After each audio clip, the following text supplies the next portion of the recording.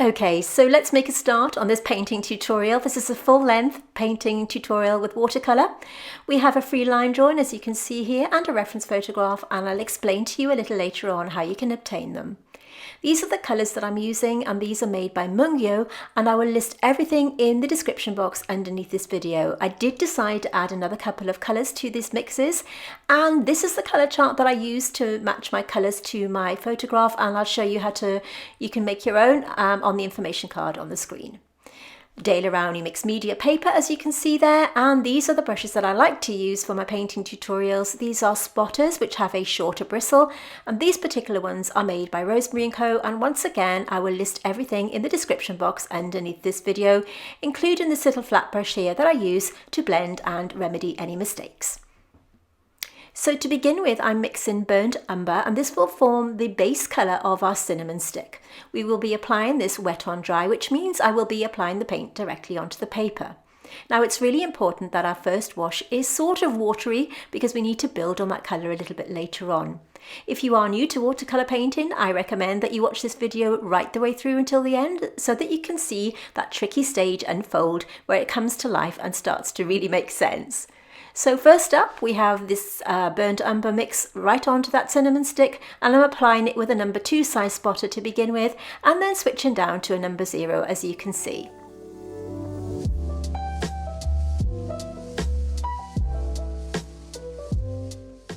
I've decided to use mixed media paper for this tutorial because I really think it makes the blending process really easy, particularly if you are new to watercolour painting. It just means that the colours merge together really easily, and it just makes the job a lot more enjoyable, I think. As you can see here, I'm just taking that line, that paint right down to that pencil line and just blending it in as I go. So this is a sort of contemporary still life painting tutorial, I suppose. I didn't want to do anything too traditional for Christmas or the holiday season. Not everybody enjoys Christmas, so I thought I wanted to keep it a little bit seasonal and a little bit festive without having your sort of traditional Christmas trees or anything like that. So I really hope that you like the composition. I'm taking this sort of light brown colour to the lip of the glass, as you can see, because there is an element of that kind of browny colour in the reflection. Now at the start of this video I mentioned that we have a line drawing that you can trace down and a reference photograph, and you can obtain these for free if you join our Facebook group. We are a wonderful community over there. And we have reference photographs and line drawings to all our tutorials, and I'll link it in the description box underneath this video. So all you have to do is sign up and join in, and you can post your finished paintings there as well and have some feedback from both myself and our wonderful members. Okay, so back to the painting. I've mixed a watery mix of raw sienna. Now if you don't have raw sienna, and of course colours do vary from brand to brand, you could use something like a light orangey colour or maybe transparent orange, something like that. Once again, applying wet on dry straight onto the paper where I've put the pencil line like this. And the same for this tiny little piece that we can see here. Remember, these are just our base washes, and once they are dry we will build up these washes one by one to create dimension and form and have our painting looking three-dimensional super easy. So for the zesty part, I suppose you call it, of this dried orange, I'm applying the water rather, to the paper, as you can see here. Now this is known as wet in wet or wet on wet, and it means that it gives the paint a slightly more blurry look like this. And you'll need to be careful when you apply your water to the paper because you just need to keep it within the pencil line, as you can see, and I'm just dropping in the raw sienna like this. And I'll do the same on the upper one. I'm switching between brushes back to my number 2 size. So just where we want the paint to go, and you can see me here just picking up a tiny bit of water that's on my palette rather than dipping it into the jar. I don't want to overload my brush with water, and I find this a little bit easier to do. So I'm just dropping in that paint sort of here and there, leaving tiny little gaps where I want it to naturally settle to create a little bit of sort of texture and form that we can build on later. I didn't want this to be a solid colour.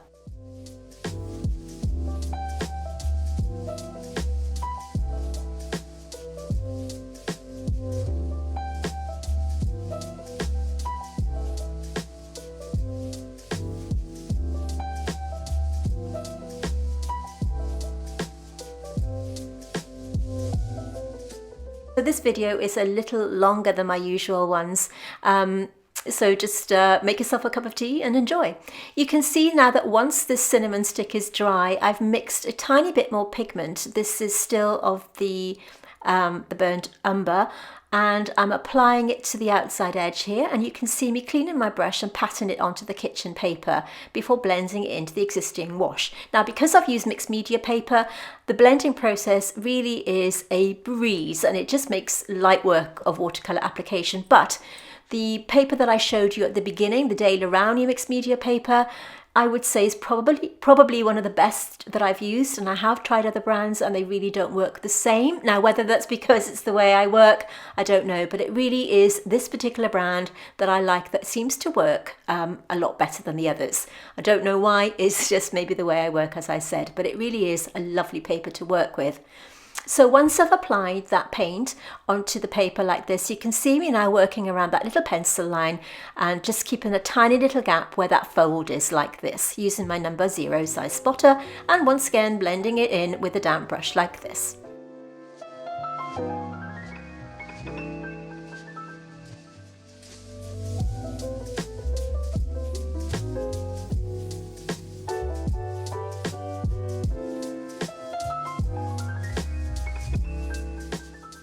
So this is a kind of learn to paint as you paint approach, whereby you can actually create a painting as you learn to paint. So hopefully you can achieve a painting that you can be proud of whilst you're learning at the same time.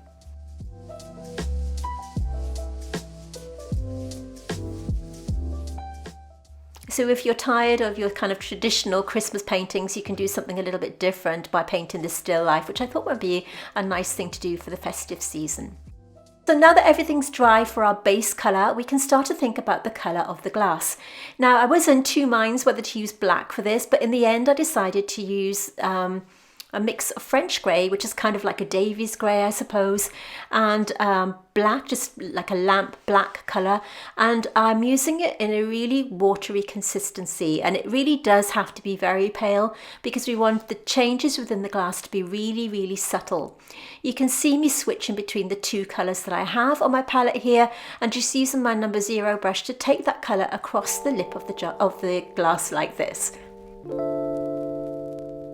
Blending it into the paper using a soft touch.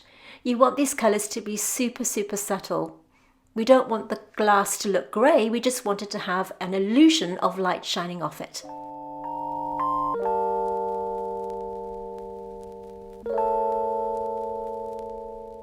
So this is my number 2 spotter, and I'm using the wet on wet technique here. You can see me applying the water where I want to drop in the paint. And be careful not to take the water onto the fruit or the cinnamon stick, just around like this. And once it sort of settles into the paint, into the paper rather, you can drop in the pale grey tone as well as maybe a tiny bit of the watered down black tone. You really don't need the two colours, but you could probably get away with just the watered down black, but since I had it within my palette, I decided to use the grey as well.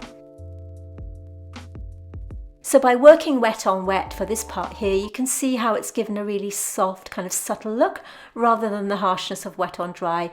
And that's suitable for maybe the smaller areas, as you can see me painting in the first wash here at the bottom of the glass. And I've kind of mixed the two together anyway to create a tiny bit of pattern where the glass kind of merges into itself here to create some texture and form.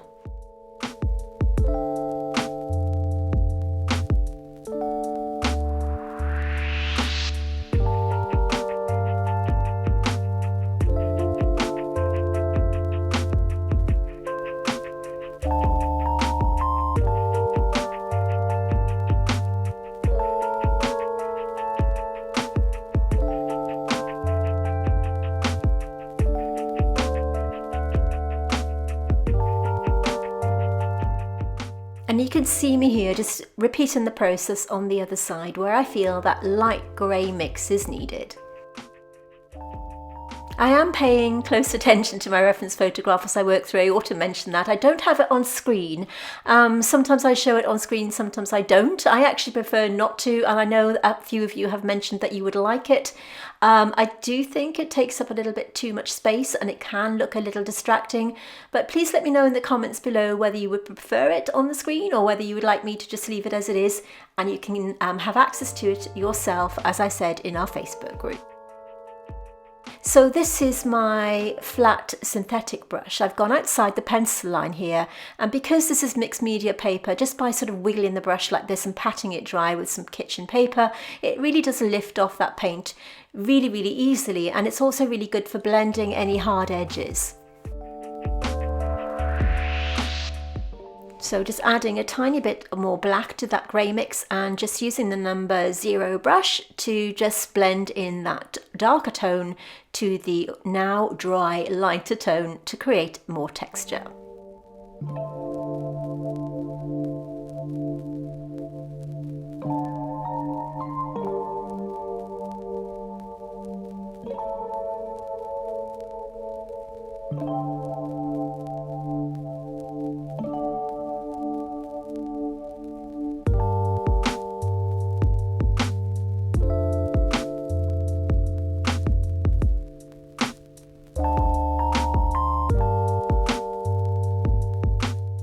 So you can see me just adding a little bit of the light grey mix here to the table where the glass is sitting and blending it out like this to have a really soft edge.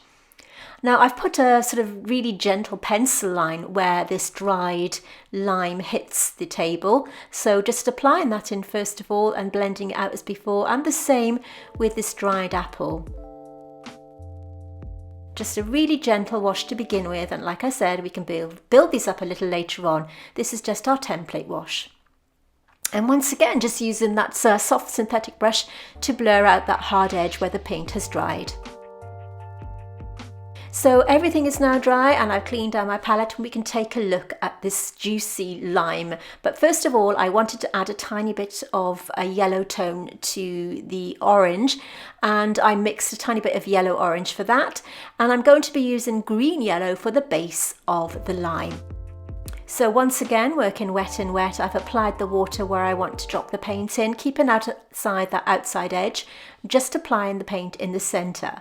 Now this green yellow colour is from Mungyo, and it is very acidic in its colour. You can see it's very bright, so I'm dumbing it down a little bit with green grey. If you're not using Mungyo paints, you could use something like green gold. I don't know what you call it. Yeah, like a green goldy kind of colour would work, along with olive if you don't have the green grey tone that I'm using here. But like I said, it's really important that you use the colours that you have within your own kit, so that you can get used to them and make a colour chart, as I said at the beginning, which makes colour matching super easy.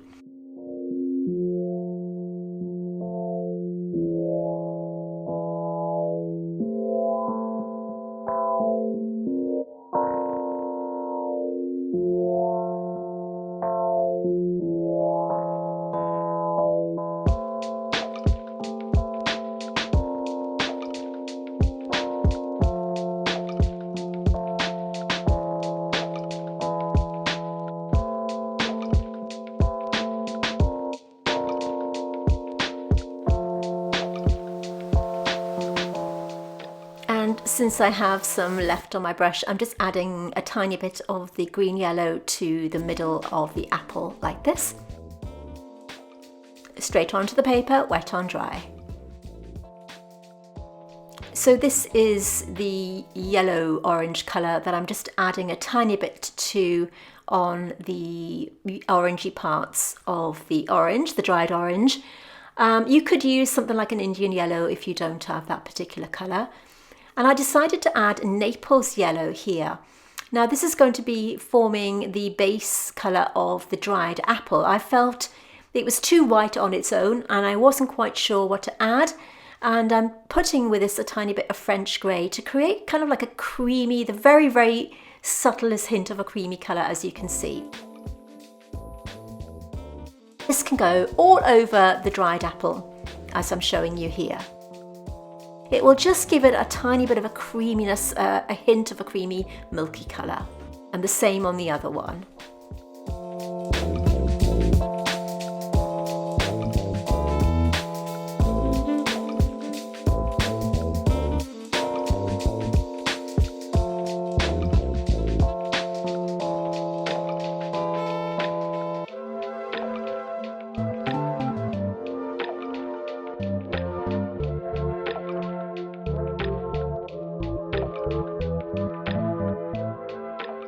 So we're just going to let everything dry, and I've cleaned up my palette yet again. So I'm mixing rose madder in a sort of, still a kind of watery consistency, and I'm adding to this a tiny bit of green grey. So this colour is going to form the sort of outside edge of the dried apples. Now remember, this is still our first wash, so we need to keep it fairly loose and fairly watery so that we know exactly where we're going. But I did want it to have a little bit of a punch of colour, so I'm applying this straight onto the paper, wet on dry, using my number 0 size spotter like this.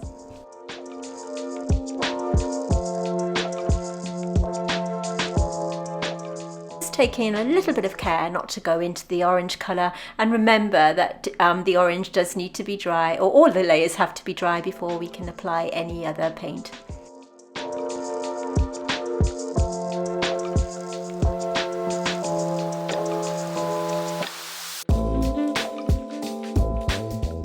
As we hit the bottom of the glass, it's slightly more blurred, so I'm not going to take the paint all the way down. Probably about as far as here before I start to clean my brush and blend it through, because I want that bit to have a really soft blurred edge. And I'm just taking this colour onto the other one, starting with a little bit of the green mix to begin with. So that's our green grey, where I'm then going to add the green grey with the rose madder like this. You can see me patting my brush onto the kitchen paper because I don't want to overload the paper with paint, and sometimes if you have a little bit too much paint on your brush, it can make application a little more tricky. So I make sure that I have just the right amount of paint on the brush before I start applying it to the paper, which is why you can see me sometimes just blotting it on that kitchen paper.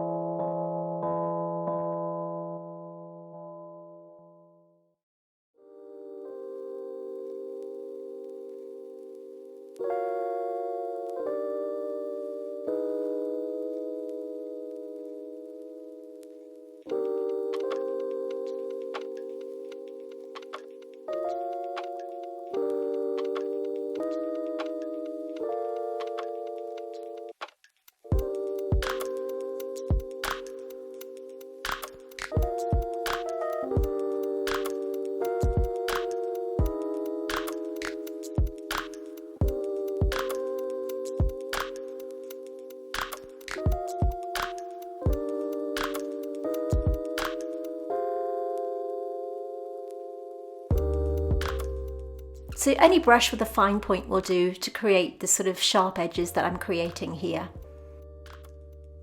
And I'm just using a sort of wiggly motion here to create a little bit of form and texture.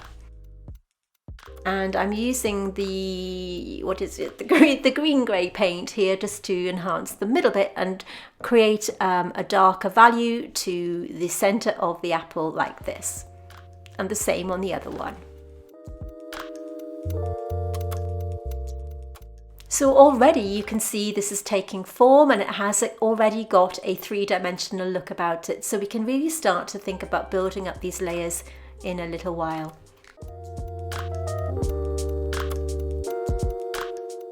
Now that the paint has dried in the middle of this line, I'm using the green grey with a tiny bit of rose madder, watered down, mostly green grey here. And I'm just using a kind of wiggly motion to create a little bit of texture over our existing first wash like this. And I'll continue the process on the other segments.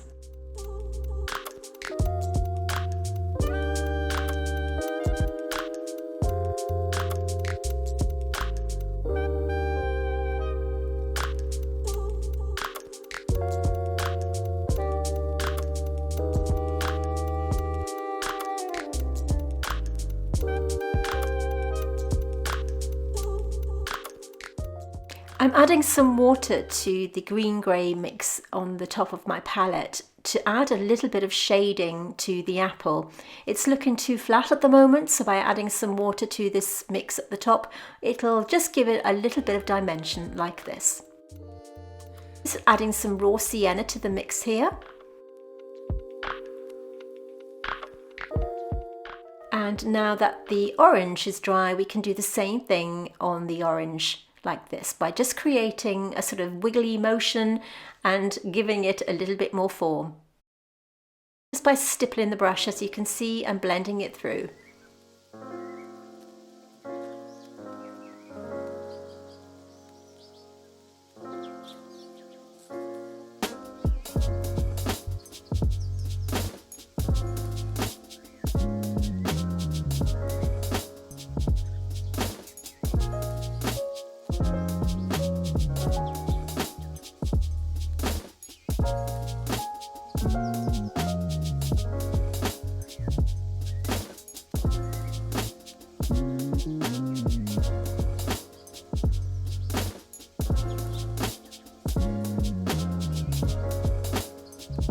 So I'm just working through segment by segment, switching up the colours on my palette here, just to give a little bit of variation in the colour as I'm applying it to the dried orange like this. Still keeping out of that pith area around the outside. And now that the first wash of the edge of the apple is dry, I'm using the same mix and going over it to create a little bit more depth of colour like this, and once again blending it through with my damp brush once I've applied the paint.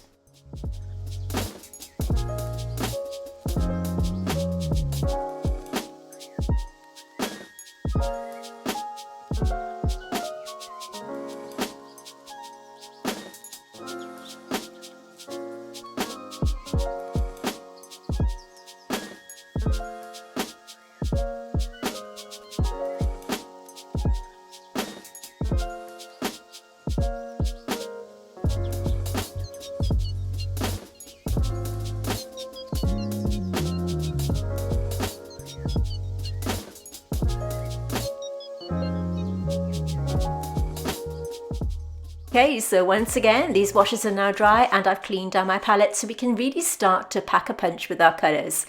So going back to the swatches that I've done here, I'm pointing to burnt umber, as you can see, and a little bit of black. So what we're going to do now is really focus on building up the colours within the cinnamon stick. This time the paint will need to be slightly thicker, but not so thick that we can't apply it onto the paper. I'm using my old stubby spotter brush to mix the paints, I should mention that. This one's just a really old one that I use. It doesn't matter if the point gets damaged. So this is a number 2 size spotter this is from Jackson's, and I find that the point is a little thicker than my other ones. So this would equate to probably a number 0 size brush, and you can see me applying the paint as I did for the first and second washes and just blending it through as before. Now at this point you can see that it's really apparent that some of the cinnamon stick is slightly lighter, which is exactly what we want. Don't take that colour all the way across, we want to leave some of the lighter areas as they are.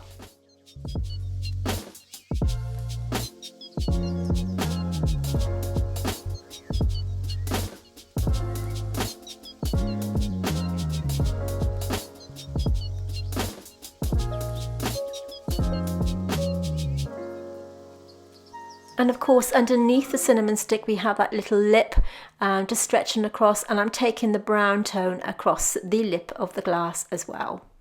So it's important that you extend that tiny bit towards the left-hand side there to give the illusion of the cinnamon stick being slightly distorted with the glass.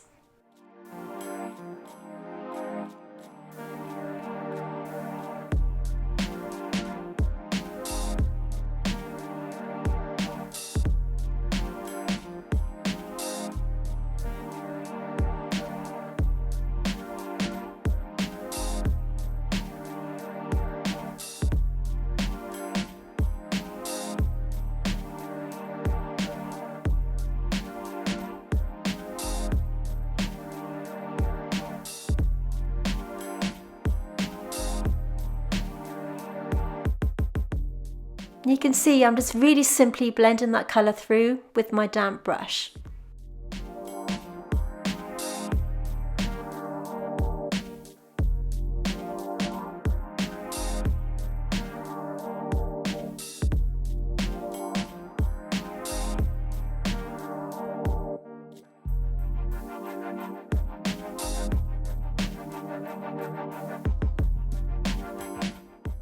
Using my number 2 size spotter, I'm just mixing a watery mix of the yellow colour that I mentioned at the beginning, and I'm just taking this all over the dried orange. We don't want the white pithy area to be too white, and it was looking too white, so I'm just taking it everywhere to glaze over this colour, and the same underneath here where we have a little shadow. Just by adding this really pale watery glaze, we give it another dimension, just removing some of the white from that pith colour but not losing it entirely.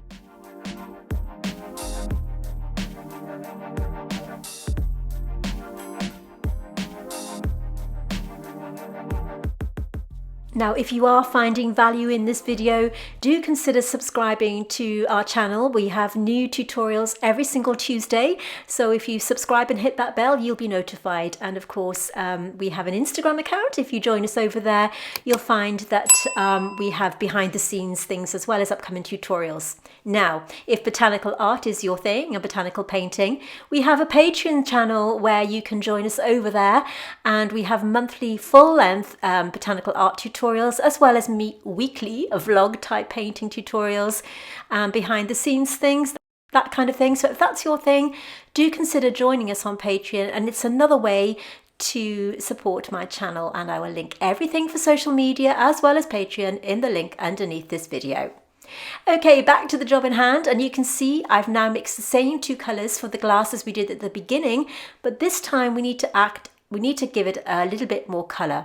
So we have the French grey and the black. Once again, we have our template in place now. So this means all we need to do is go over some of the lighter areas that we've already painted in and just take that darker tone over it and blend it through. This will really pack a punch with our colour and make it stand out, giving it a really good, strong 3-dimensional look, as you can see here.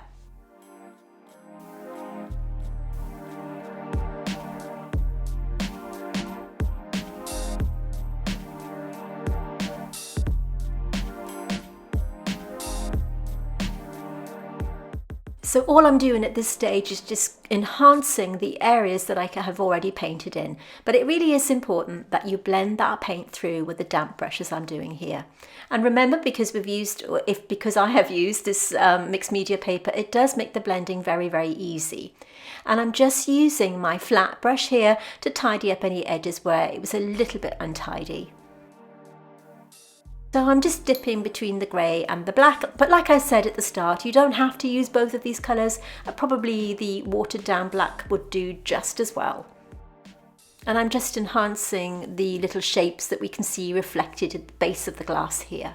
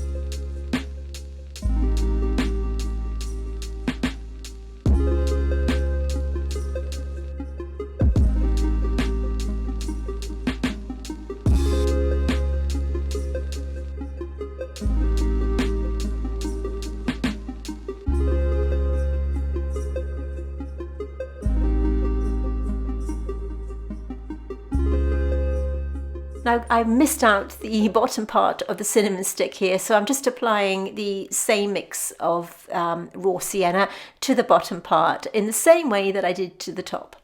Now I ought to mention that we do have a full-length tutorial explaining on the watercolour application process and the blending process that I use, using 3 different types of watercolour paper, including this mixed media paper. And if that is something that interests you, then I will put it on the top of the screen right now, a little card that you can click through to and watch it after you've watched this video. So going back to the little shadows underneath the fruit, this is really important that it's done correctly, because if you add too much pigment, it will just look false. So you can see how I'm just adding the tiniest amount of colour here to make it look as though these bits of dried fruit are really kind of in shadow, to create that 3-dimensional look at the base of each part. Noticing how I'm using the tip of my number 0 size spotter to apply the paint, and I'd rather start off by a lighter wash and build it up than go in too thickly too quickly with a darker colour, which can look a little bit false. So just really gently dropping in that colour, as you can see. Now by doing this, it really does make the fruit look as if they're balancing on that table. So just be really careful where you apply that paint, and the less is definitely more, as you can see. Just using the tip of my brush here to add a tiny bit more dimension to certain areas as I work through.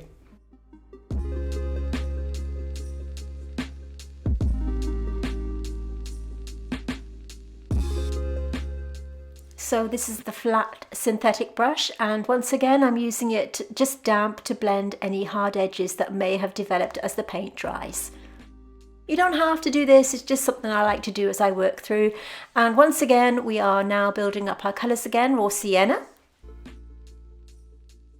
This beautiful sort of vibrant orangey tone is perfect for building up any more sort of tones that we want to do on the dried fruit here. So once again, I'm mixing green grey with it.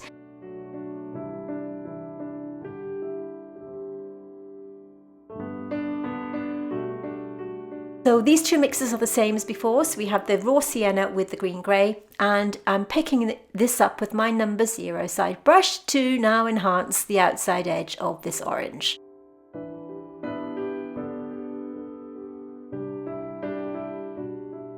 I'm dipping between the 2 colours on my palette here just to give it a little bit of variation. We don't want the colour to look a solid orange colour, and by adding that lovely green grey or olive greenish tone, we can just make it a little bit more realistic.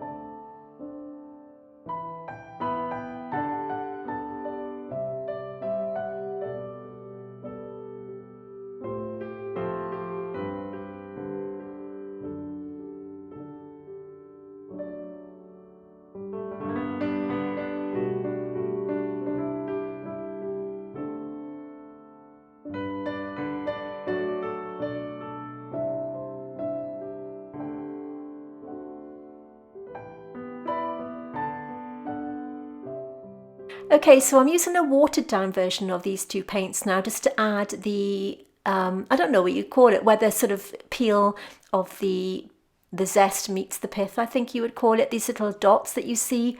And I'm just using a sort of stippling motion to paint those in to give another level of realness, of realism to my painting, just by adding these tiny little bits here. So this is a watered down mixture of the raw sienna and the green grey, and I'm just going around the outside.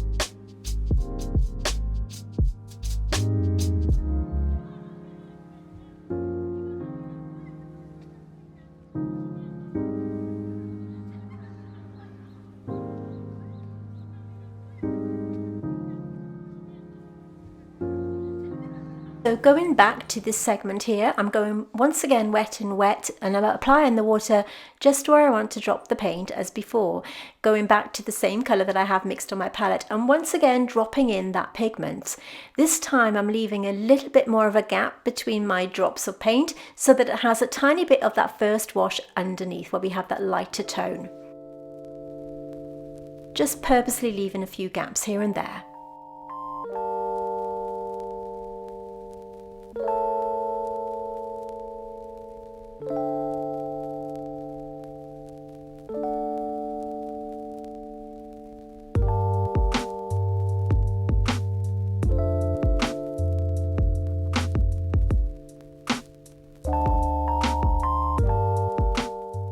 So I'm applying tiny bits of the watered down French grey to some of the elements of the apple. It's looking far too flat at the moment and it needs a little bit more dimension. So really watered down version of the grey here, as you can see, and once again blending it through. It's these tiny little subtle changes that can make your work really stand out, just by adding the tiniest bit of pigment here and there.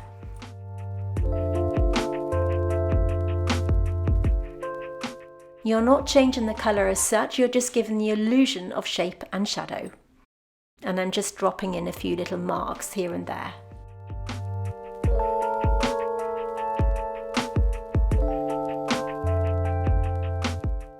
So once again, we're going to let this dry completely and start to build up the colours once again.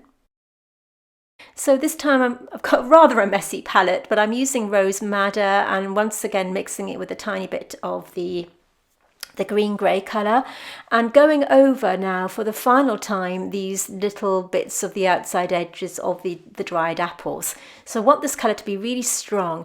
Now we don't want the mix of paint to be too thick, we want it to be movable, but we want it to have a lot of pigment, so that we just want to get this on our final wash to really make that colour stand out.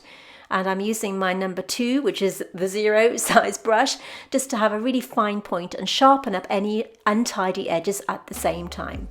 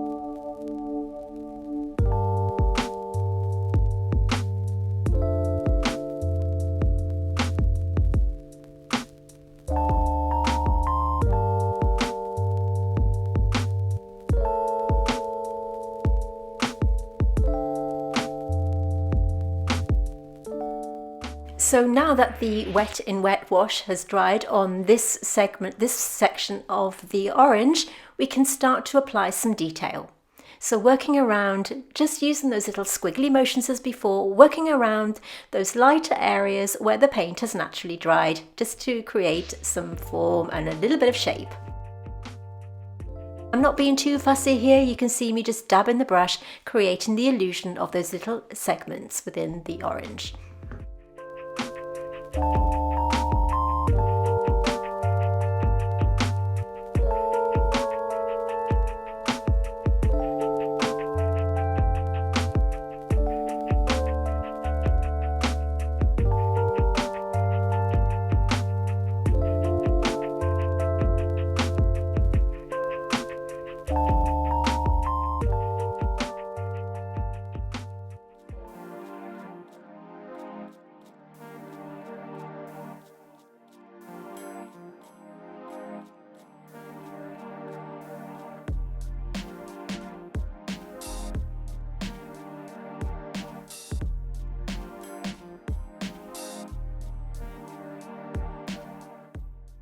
So I'm just adding a tiny bit of black, or I've got the smallest area left on my palette, and I just want to strengthen some of the colours.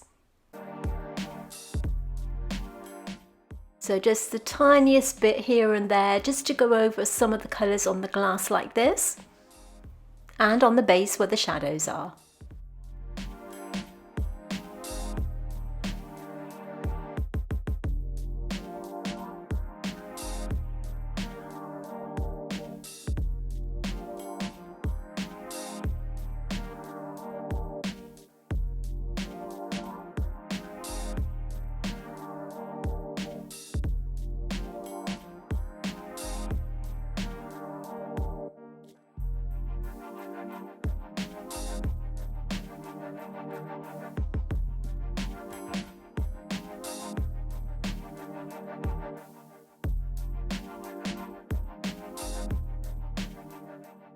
So I'm just using the same colours as I've used before, and just where I feel they are needed to enhance any colours like this.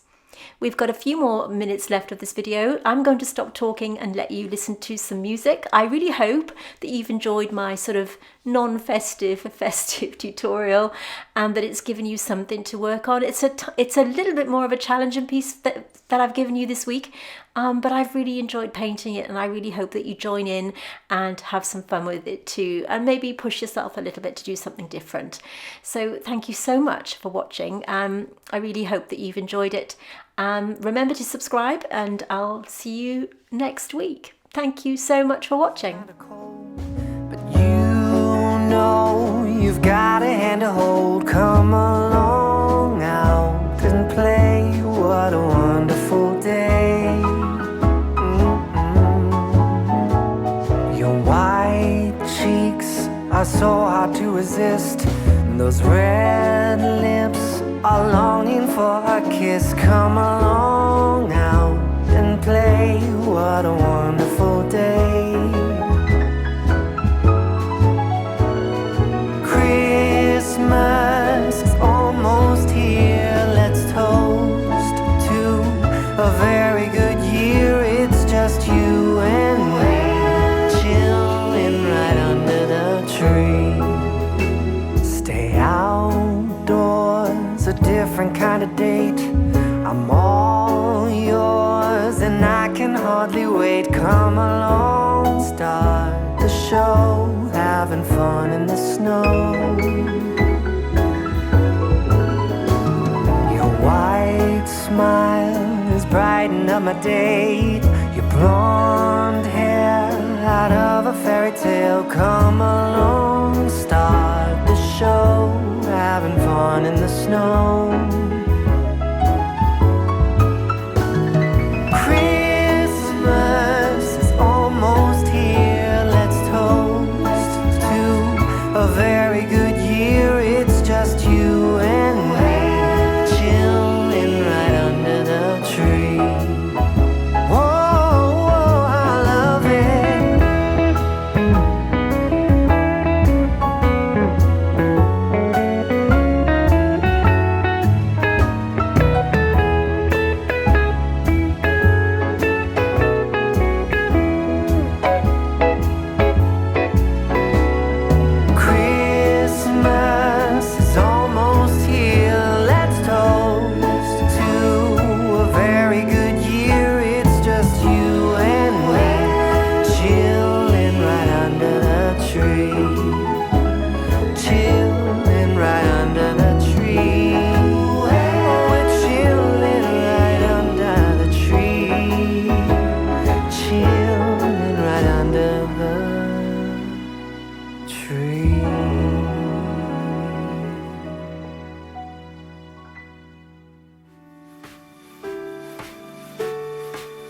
no, no.